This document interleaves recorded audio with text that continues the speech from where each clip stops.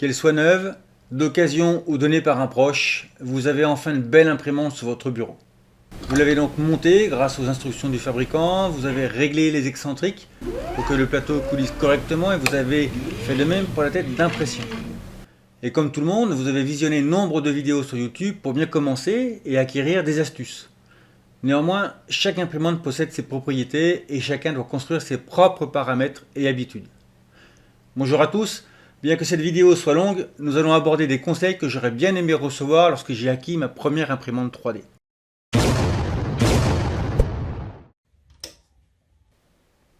Tout commence par un bon nivellement du plateau et nous allons observer que cela n'est pas si simple qu'on peut le voir et le lire.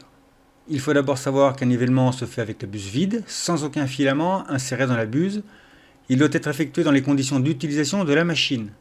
On va donc monter la température de la buse ou de l'extrudeur à 220 degrés et celle du plateau à 60 degrés.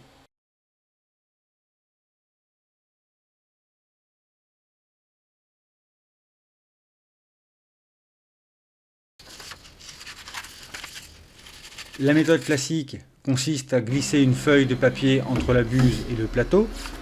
On ajuste la hauteur à l'aide des molettes situées sous le plateau jusqu'à ce que la feuille gratte légèrement.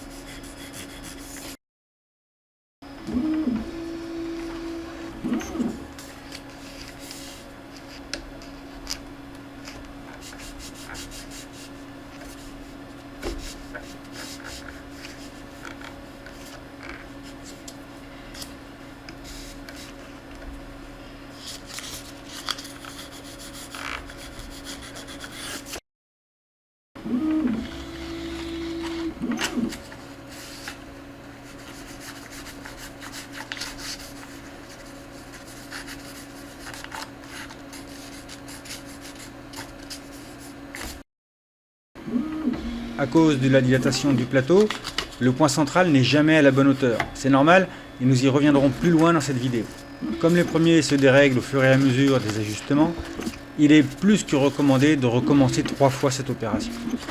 Bien, on est tout content car c'est le moment où l'on va imprimer le fichier de test qui est disponible sur la clé USB ou la carte mémoire fournie avec la machine. Mais non!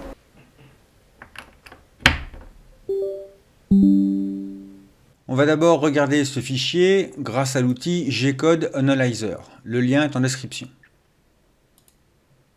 Ici, le fichier s'appelle cube.gco. On voit que le fichier est complet. La pièce mesure 40 mm par 40 mm par 20 de haut. Et qu'il faudra une bonne vingtaine de minutes pour l'imprimer.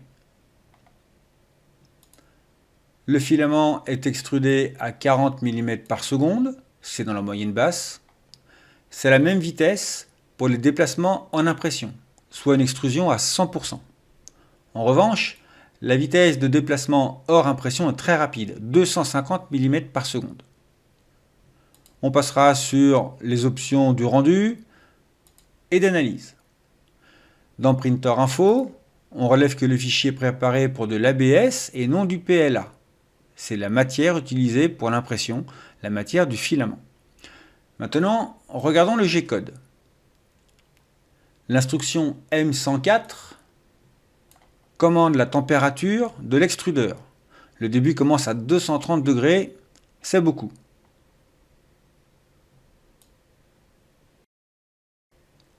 Tiens, on passe à 210 degrés, ce qui est plus courant. M106, on met en marche la ventilation.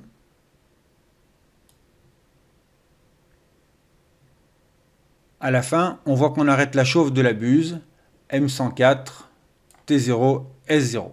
Alors voyons voir ce que j'ai comme filament. Là on a du filament de marque Delifil, de 205 à 225 degrés. Le même en jaune, 195-215.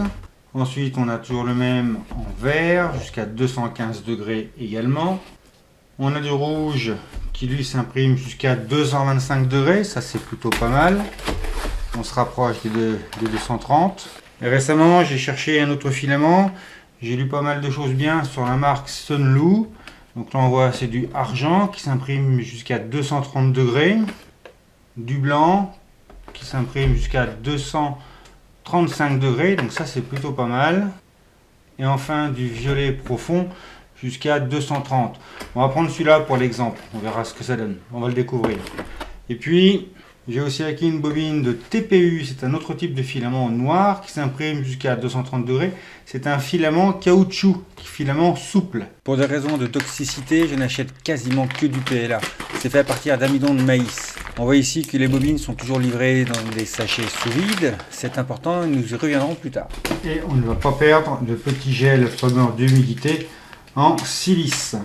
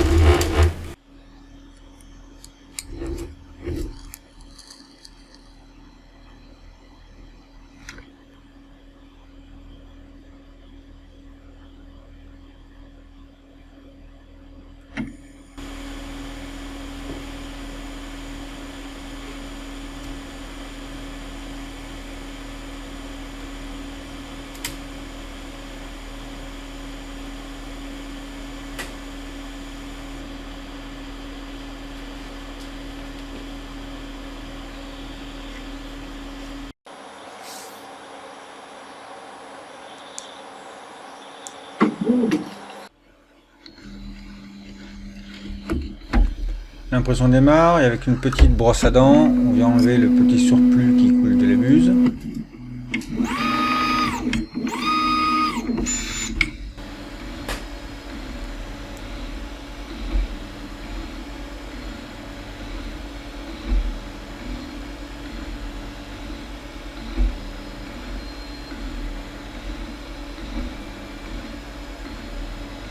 Alors on peut déjà voir que le filament est déjà bien écrasé sur le plateau. Par expérience, on peut dire que c'est déjà un peu trop écrasé sur le plateau.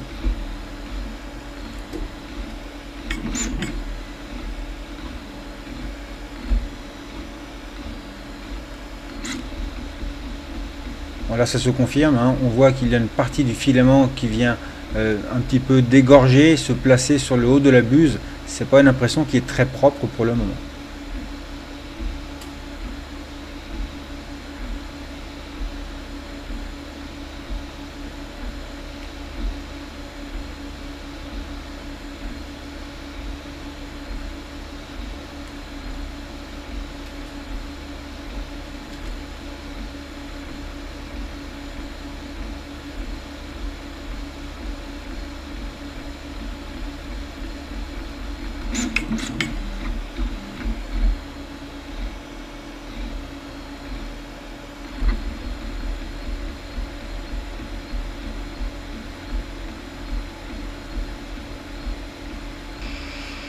Ici l'impression commence le remplissage, on voit une espèce de quadrillage, en effet l'impression 3D est remplie de vide et le taux de remplissage peut être déterminé dans les paramètres d'impression 3D.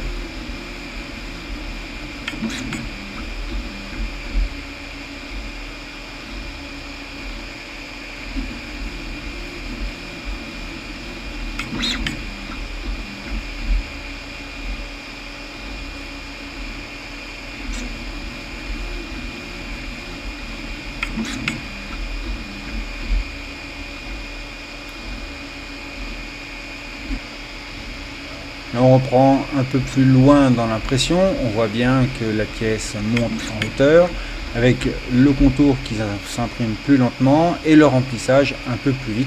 On voit bien les couches qui se superposent les unes par-dessus les autres.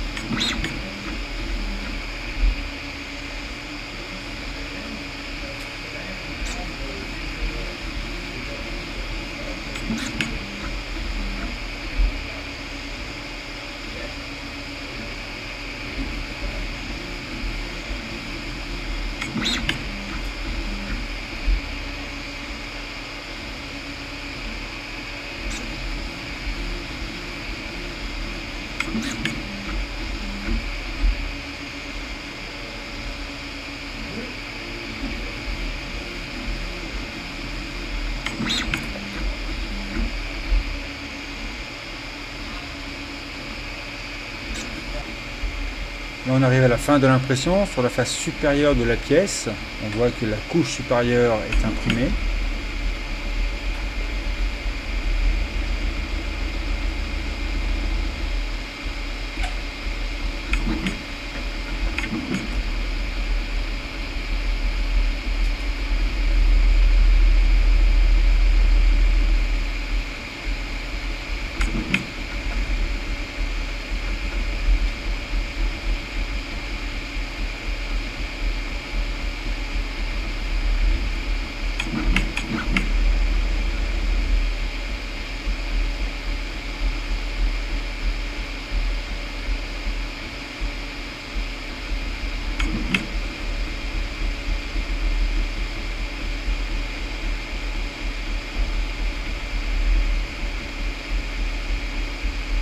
Et lorsque l'impression est terminée, la tête vient se ranger dans un des angles de l'imprimante selon les instructions du G-code.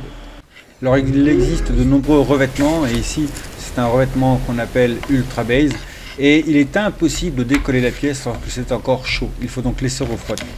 Alors on va observer un petit peu ce que donne cette pièce en la grossissant un petit peu. Alors on voit que le dessus n'est pas d'une super qualité. Alors ça s'explique tout simplement par le fait que la température d'impression est la limite supérieure du filament qui a été utilisé. On verra plus tard, donc là on voit bien que c'est pas terrible. Par contre, quand on regarde de côté, alors il faut retrouver la pièce, voilà, on est là. On voit bien les différentes couches qui se sont imprimées vraiment correctement. C'est un travail assez propre. Néanmoins, ce qui est intéressant de voir, c'est le pied de la pièce, le bas de la pièce. Et là, on voit ici qu'il y a une sorte d'excroissance qu'on appelle communément un pied d'éléphant. Je vous laisse imaginer. Et ce petit pied d'éléphant pose un petit problème parce que ça fait une pièce qui n'est pas très bien finie sur sa base et ça peut aussi poser des problèmes quant au dimensionnement sur l'axe des aides. Et on va voir comment rattraper, récupérer, en tout cas essayer de corriger ce problème de pied d'éléphant.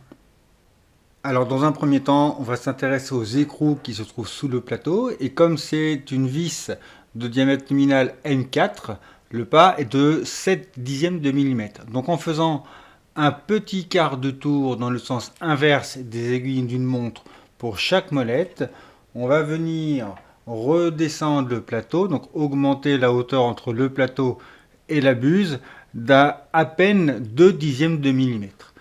Dans un deuxième temps, on va essayer une autre pièce de calibrage. Dans un second temps, nous allons télécharger le logiciel Cura, qui est un slicer, en français on appelle ça un trancheur.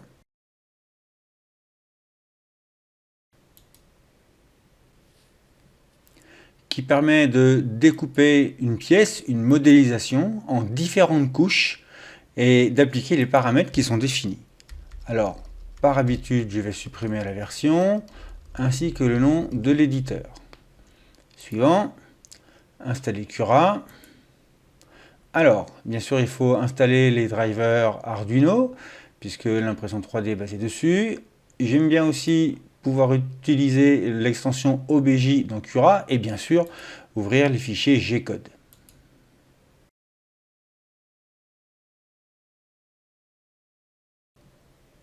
Bien entendu, les pilotes Arduino doivent être installés.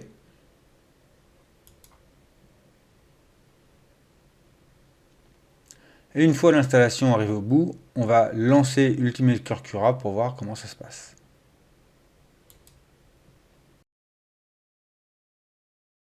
Bienvenue dans Cura, on va démarrer. On est d'accord avec les conditions d'utilisation. Inutile de créer un compte. On va sauter, skip. Et là, on va sélectionner l'imprimante que l'on a à disposition. En l'occurrence ici, c'est une imprimante non connectée. Alors on a toute la série des Ultimaker, puisque Cura est réalisé par Ultimaker.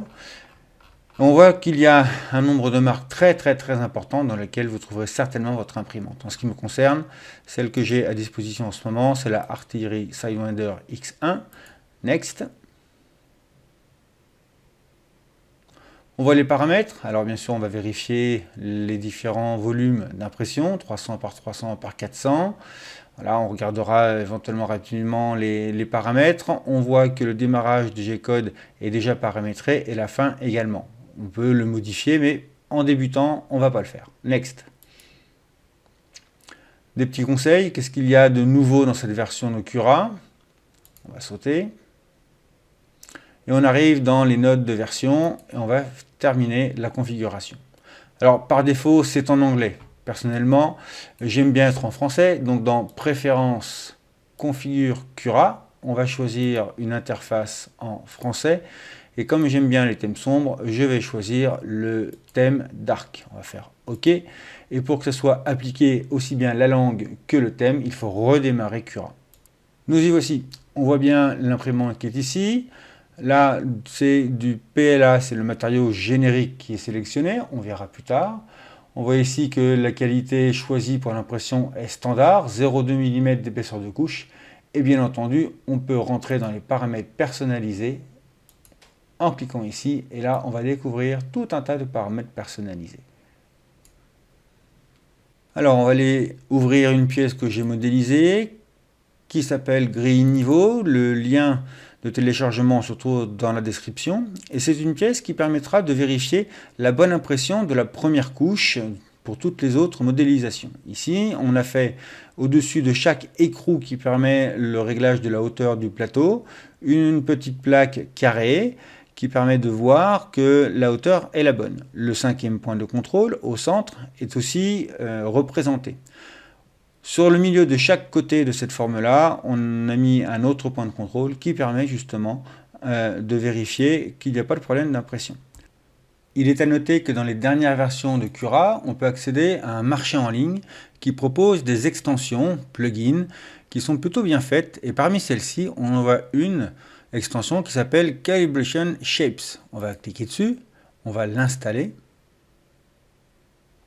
on accepte. On va quitter Cura pour le relancer.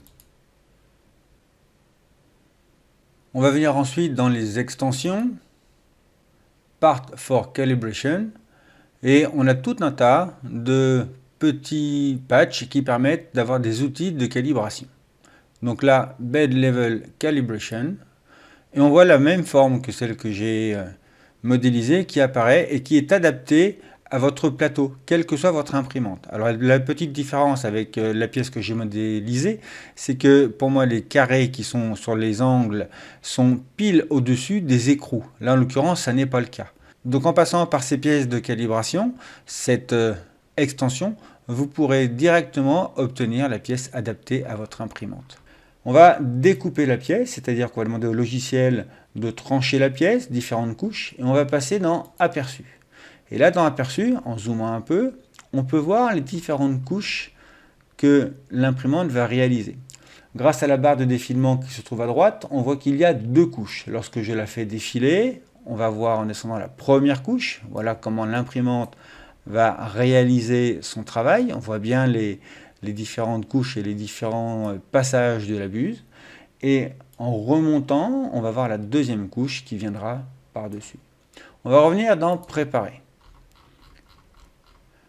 On va s'intéresser aux paramètres. Alors, on ne va pas changer grand-chose pour le moment. On voit ici que le profil est en qualité standard, 0,2 mm d'épaisseur de couche. Personnellement, je préfère quand on est à 0,15, 0,16. Ça ne fait pas beaucoup de différence, mais ça change quand même la qualité de la pièce. Dans la qualité, on voit que les 0,2 mm sont déjà insérés ici. Parois, on ne va pas y toucher, hein, l'épaisseur des parois, le nombre de lignes par paroi, on voit 3. Haut et bas. Quelles sont les épaisseurs de la couche supérieure et de la couche inférieure de la pièce? Vu la forme de ce que l'on va imprimer, ça ne va pas changer grand-chose. Le remplissage, en l'occurrence ici, il n'y en aura pas. On a vu dans la pièce qui a été imprimée avant que le remplissage correspond à la quantité de matière qui se trouve dans le volume de la pièce. Donc là, on voit 20%. Ça me paraît beaucoup, hein. Généralement, on tourne à 12-15%. Sur des grandes pièces, on peut descendre à 8 à 10. 12 me paraît une solution plutôt satisfaisante. Matériaux. Alors la température de matériaux. On a vu tout à l'heure que 230 degrés était la fourchette haute du matériau utilisé. On va descendre à 210. On verra plus tard dans une autre vidéo comment vérifier une bonne température. Sur la pièce précédente, le plateau était réglé à une température de 20 degrés. Ici, on voit 60. C'est un bon compromis et je vais laisser à 60. Les vitesses. Alors, on voit la vitesse d'impression par défaut qui est de 60 mm par seconde. Cela me paraît une bonne valeur. Mais on n'a pas les autres vitesses. On a vu tout à l'heure que la vitesse de déplacement pouvait varier. Alors pour ça, on va venir faire apparaître différents paramètres. Paramètres, configurer la visibilité des paramètres. Et là, on va s'apercevoir qu'il y en a des tonnes et des tonnes et des tonnes et des tonnes. Alors on ne peut pas tous les essayer, hein, on en découvre régulièrement. On va commencer à chercher celui qui nous intéresse. On est dans vitesse. Alors on va descendre, chercher vitesse. Remplissage, matériaux, vitesse. On a bien la vitesse d'impression qui s'affiche. On voit qu'on peut même avoir des paramètres qui se trouvent dans la vitesse d'impression. Et quand on cherche un petit peu, on voit la vitesse d'impression des supports, on en reparlera plus tard. On voit la vitesse de déplacement, c'est celui-là qui m'intéresse. Et en le cochant, on voit que c'est apparu à côté. Vitesse de déplacement 150 mm par seconde. Waouh! On va voir comment on peut le modifier. Alors après, on peut fouiller un petit peu dans les paramètres et on va en trouver de plus en plus. On va faire fermer pour le moment. Et les vitesses de déplacement à 150 mm par seconde, c'est beaucoup, mais pour cette pièce-là, on peut essayer quand même avec cette valeur-là. Les déplacements. On peut activer la rétractation, c'est-à-dire que le filament va être rétracté à l'intérieur de la buse lorsqu'il y aura un changement de couche, lorsqu'il y aura un changement qui sera sur deux parties de la pièce qui ne sont pas consécutives. Ça, c'est très important, cela fera l'objet d'une autre vidéo très bientôt. En revenant dans la visibilité des paramètres, on va venir chercher dans les déplacements, vitesse, vitesse, déplacement. On peut demander à afficher le mode de détour. Le mode de détour, voilà, qui vient de s'afficher, on va faire fermer. Le mode de détour, il est là. Je préfère choisir tout. Ça permet à la buse de sélectionner le chemin qui ne viendra pas endommager la couche qui vient d'être imprimée. La buse va éviter de venir arracher une couche qui vient juste d'être imprimée. Refroidissement. Alors activer le refroidissement de l'impression à 100%, très bien. Les supports, un jour on verra ce que c'est, mais ici il n'y a pas de support.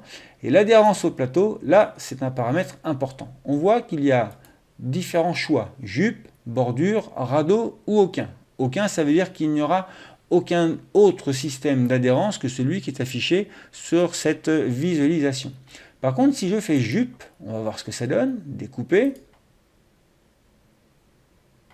Je fais aperçu, et là on voit que la jupe correspond à un déplacement qui contourne la forme imprimée. Alors ça peut permettre de purger la buse éventuellement, de délimiter la pièce, voir si ça tient bien sur le plateau, bien que le logiciel dira s'il y a une incompatibilité.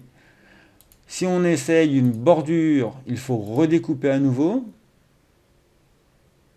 Et là on voit la bordure qui permet d'avoir une adhérence plus importante, une surface plus importante pour que la pièce ne se décolle pas du plateau. Alors l'inconvénient, c'est que quand on sort la pièce après impression, il faut détacher cette bordure qui ne sert à rien et qui peut venir rendre la surface extérieure de la pièce qui sera peut-être pas très belle. Le radeau, alors on redécoupe. Et là on voit que la pièce vient être imprimée par-dessus une première couche, voilà, un radeau, on voit que la pièce, elle n'est plus sur le plateau directement. Alors ça, c'est pratique pour avoir une bonne adhérence, mais par contre, pour récupérer la pièce et enlever la partie qui est imprimée en radeau qui ne sert à rien, c'est généralement embêtant. Pour cette pièce-là, on va choisir une adhérence au plateau qui sera aucun. On va redécouper. Il faudra 18 minutes. Alors on va enregistrer sur la clé USB, enregistrer sur le disque la clé USB qui était fournie avec l'imprimante.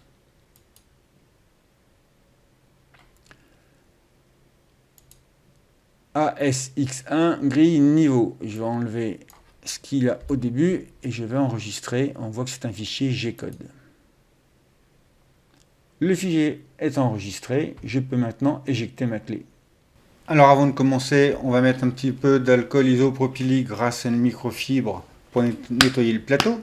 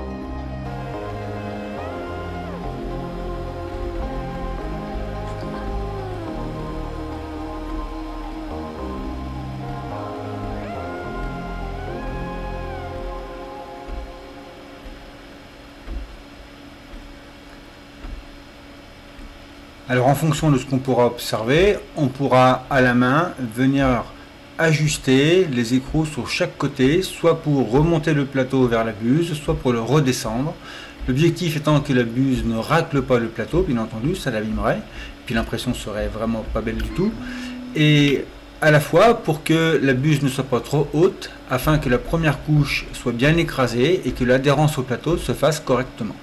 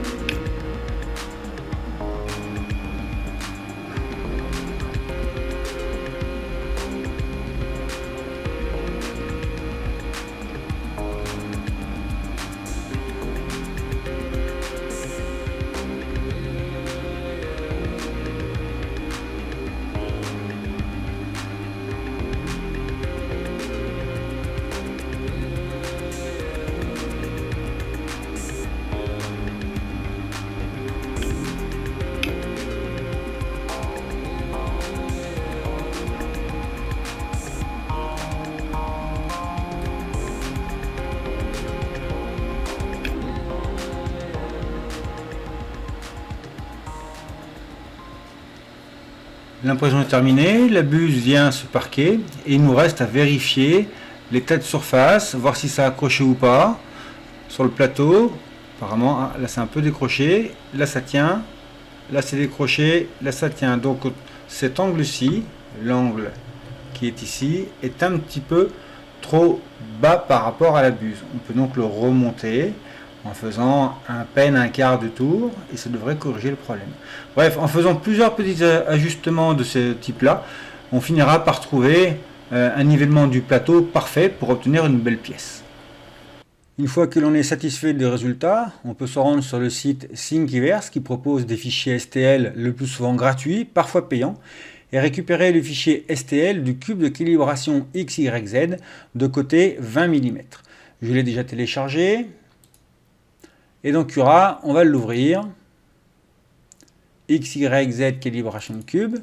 Et on voit que X se place selon l'axe des X, le Y qui est sur le côté qu'on ne voit pas selon l'axe de profondeur Y, et l'axe de hauteur Z.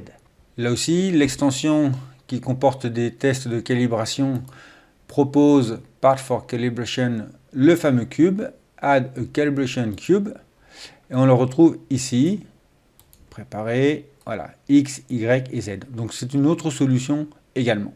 Pour cette démonstration, on va changer la qualité. On va passer en qualité dite dynamique. On voit que la hauteur de couche est de 0,16 mm.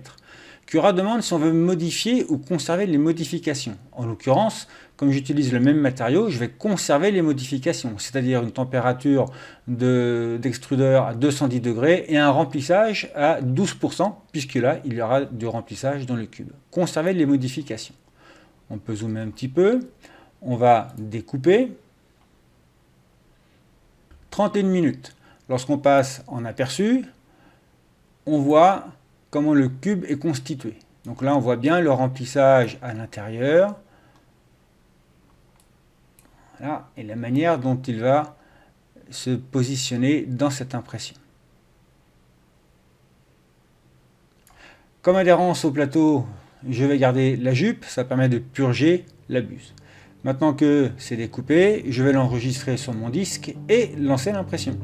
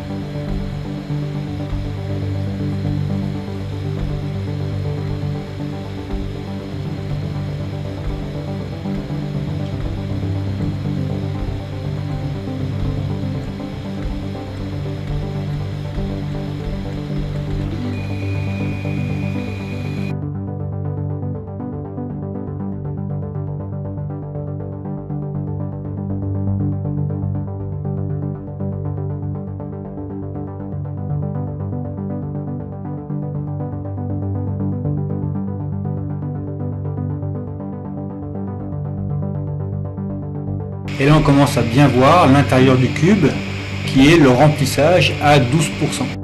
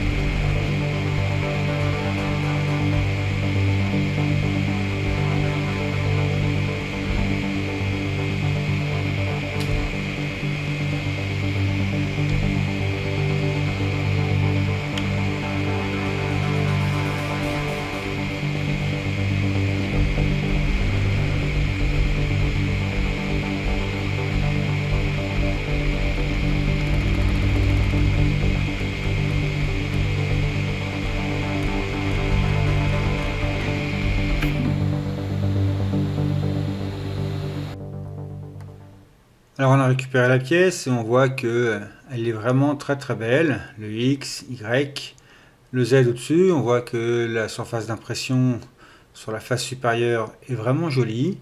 Et en plus avec ce filament qui est brillant, ça accentue les défauts. Et là en l'occurrence, c'est vraiment très beau. Bref, quand on regarde au microscope, on voit donc le dessus qui est quand même plus régulier que sur la première pièce qu'on avait imprimée. Et quand on regarde un petit peu sur la tranche, on va bien voir la superposition des couches. Et quand on vient au bas de cette pièce-là, on voit bien que le phénomène de pied d'éléphant n'existe plus. C'est bien régulier. Et ça, sur tous les côtés du cube. Donc l'opération de nivellement, là, est propre et elle est réalisée. On est donc assuré de produire des pièces qui seront jolies. Maintenant, on peut vérifier au calibre à coulisses les dimensions. Donc selon l'axe des X, normalement le cube doit faire 20 mm.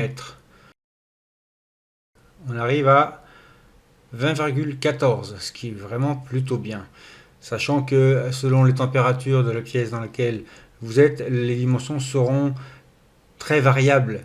Les vidéos que l'on peut voir avec des dimensions qui tombent pile à 20 sur les trois axes sont toutes faussées. Selon l'axe des Y, on est à 20,07. Et selon Z, ce qui nous intéressait pour le réglage du plateau, on est à 19,88. Donc on est grosso modo à 1/10 de millimètre des dimensions réelles de la pièce. Franchement, le résultat est pas mal. Allez, on va en faire une troisième qui est très connue, histoire de valider la qualité des pièces obtenues.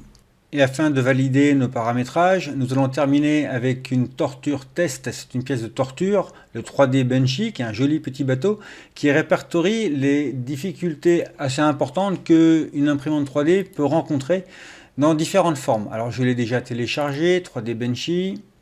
Voilà le petit bateau. Alors on va garder les mêmes réglages. Là il est mignon, hein. On va garder les mêmes réglages que tout à l'heure, avec une qualité à 0,16 mm en épaisseur de paroi. La densité du remplissage, on va la passer à 15%. On va garder la même température puisqu'il s'agit du même filament et les mêmes vitesses d'impression et de déplacement. On va découper.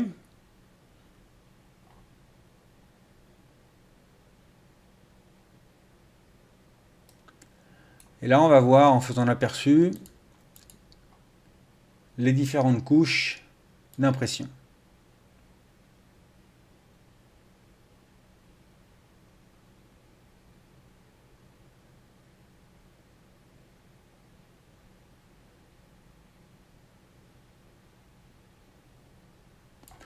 On n'a plus qu'à enregistrer sur le disque et lancer l'impression. Pendant que le plateau et l'extrudeur chauffent, voici d'autres petits conseils. Alors on a vu que pour démarrer, on utilisait une petite brosse à dents. Enfin, en tout cas, j'utilisais une petite brosse à dents pour enlever les petits surplus de filament lorsque l'extrudeur est en chauffe. On peut utiliser une brosse métallique, mais c'est un peu plus agressif. Le tout est de ne pas laisser coller les poils en plastique de la brosse à dents sur la buse. Donc ça peut être utile. En revanche, ne jamais utiliser de spatule pour essayer de décoller une pièce sur ce type de surface. Si vous avez un plateau en verre, ça ne posera pas le problème. Si vous avez une surface qu'on appelle Biltac, ça l'abîmera, mais ça passera. Mais sur de l'ultra base, jamais, jamais, jamais de spatule. Jamais. Et puis si vous avez un souci pour faire accrocher votre pièce, vous pouvez utiliser de la laque 3D lac. Alors si vous la vaporisez directement comme ça, vous serez très embêté parce que vous allez en mettre partout. Ça va venir coller vos éléments. Moi, ce que je fais, c'est que j'utilise une microfibre, une vieille microfibre, et je viens en déposer légèrement à l'endroit où je sais que je vais venir imprimer ma pièce. Voilà, ça peut servir. Et puis pour nettoyer votre surface, on l'a vu tout à l'heure, de l'alcool isopropylique avec une petite microfibre dédiée et tout fonctionnera parfaitement. Un dernier conseil extrêmement important pour la conservation de vos filaments vous sera donné juste à la fin de cette vidéo.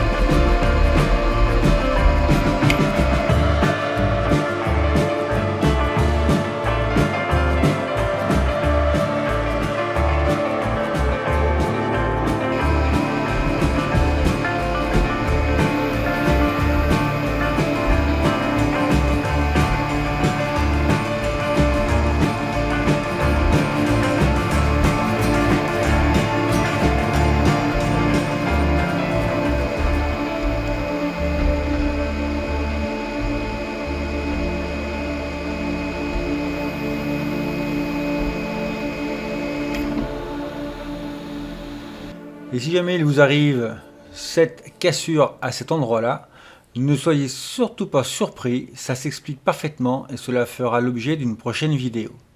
Néanmoins, le modèle réalisé est plutôt de bonne qualité et là ça n'a pas cassé. Nous allons profiter du fait que l'extrudeur est encore à température pour extraire le filament de la buse.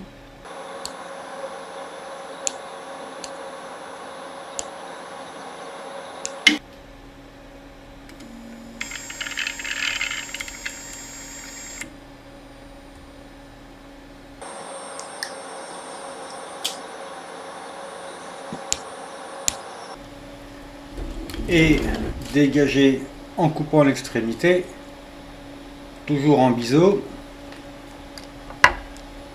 sortir le filament du détecteur de fin de filament et enlever la bobine.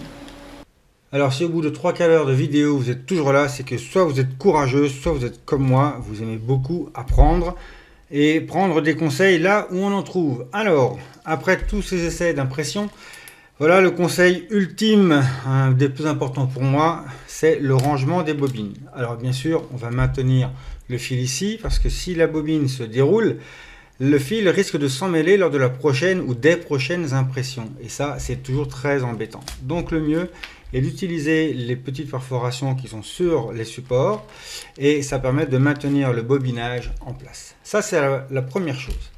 Ensuite, c'est le stockage des bobines. Alors, j'ai ressorti une vieille bobine que je stocke de manière très négligente. Pour vous donner un petit aperçu, cette bobine elle a à peu près 6 mois. Si je prends l'extrémité et que je la plie un petit peu, tac, elle casse, mais c'est comme du verre. Ça casse très rapidement. Alors que cette bobine qui est neuve, on l'a déballée ensemble. Si vous cherchez à plier, ça cassera vraiment pas tout de suite, c'est vraiment très flexible. L'astuce est la suivante, il faut conserver vos bobines hors de toute humidité. Et pour ça, il y a un petit investissement à faire. Voilà des sacs, alors généralement qu'on utilise pour l'alimentaire. On va venir mettre la bobine dans le sac. On vient verrouiller le sac et il y a un petit accessoire qui est très pratique, une petite pince en plastique qui permet de bien verrouiller le sachet. Et là on a une valve. La valve, on va la dévisser et on va prendre une petite pompe à vide. Alors c'est un petit investissement, hein, c'est vrai, je vous mets le lien dans la description, mais c'est vraiment très pratique. Ah, j'ai oublié quelque chose. Allez, je reviens en arrière. Le petit sachet de silice anti-humidité qu'on met au centre de la bobine. Allez, on reverrouille.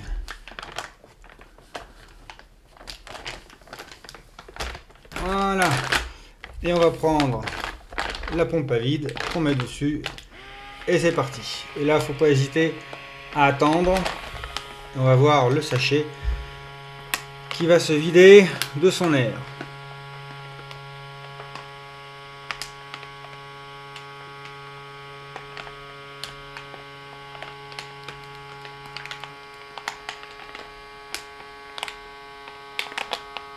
Et même quand on croit qu'il n'y a plus d'air, il faut encore attendre parce qu'il y en a toujours encore un petit peu.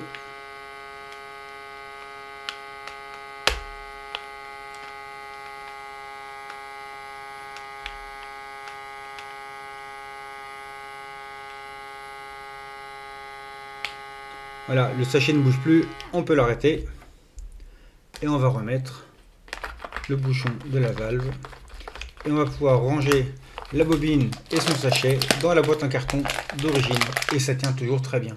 Ça, c'est un vrai bon conseil. Ne laissez jamais vos bobines sur votre imprimante. Ça va détériorer le matériau du filament. Faites l'effort de réchauffer votre buse, de retirer votre filament, de mettre ça dans des sachets isothermes en enlevant l'air qui est dedans avec une petite pompe à vide. Voilà, si cette vidéo bien longue vous a plu, n'hésitez pas à vous abonner, à liker, à laisser un commentaire agréable. Ça aide toujours au référencement et ça fait plaisir. Je vous dis à bientôt pour d'autres vidéos sur l'impression 3D.